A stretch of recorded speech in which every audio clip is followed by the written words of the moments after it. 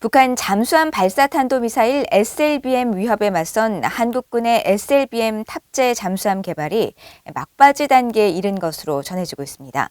한국 내 전문가들은 SLBM 위협은 SLBM으로 억제하는 것이 기본이며 북한보다 뛰어난 한국 탄도미사일의 정밀 타격 능력을 통해 대북 억지력을 발휘할 수 있을 것으로 분석했습니다.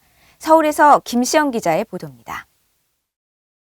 2018년 진수식 뒤 각종 성능 시험을 거쳐 이르면 이달 중에 한국 해군에 인도될 예정인 3,000톤급 잠수함 도산 안창호함입니다.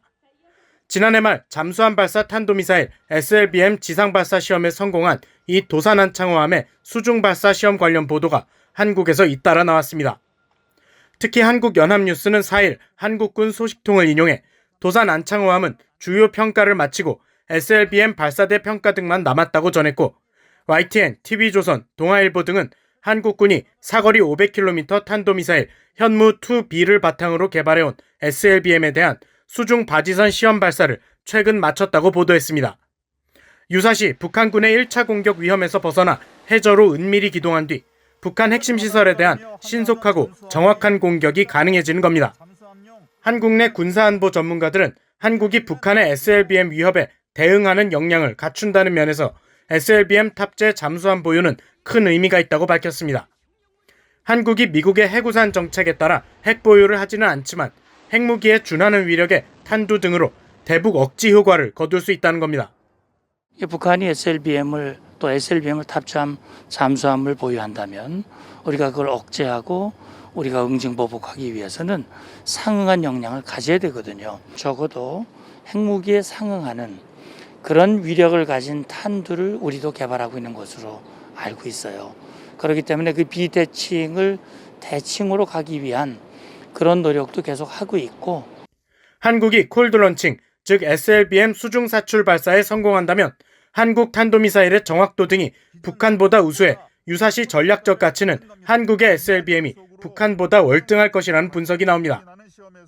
북한이 먼저 SLBM을 개발했기 때문에 콜드런칭이라든가 부분적인 기술은 앞선 것이 있겠지만 전반적인 미사일 기술이 한국의 우위에 있기 때문에 이미 북성 잠수함 발사 탄도미사일을 만들었고, 또 한 가지로는 또 북한과 달리 우리 한국군의 탄도미사일 정밀도 기술이 훨씬 더 우수하기 때문에 그야말로 북한의 중요 시설물에 대한 전천 후 그런 정밀 타격이 향후 가능해질 것으로 보여집니다.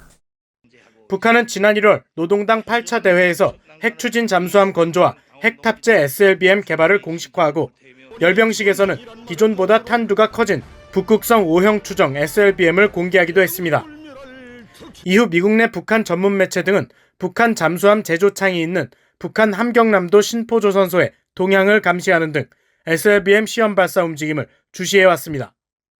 한국 국방부 관계자는 한국군의 SLBM 탑재 잠수함 개발에 대한 VOA의 질문에 보안상 단위 전력에 대한 확인은 제한되며, 다만 한국군은 한반도 평화를 뒷받침하기 위해 첨단 고위력 전력을 확보하고 발전시키는 중이라고 답했습니다. 서울에서 VOA 뉴스 김시영입니다.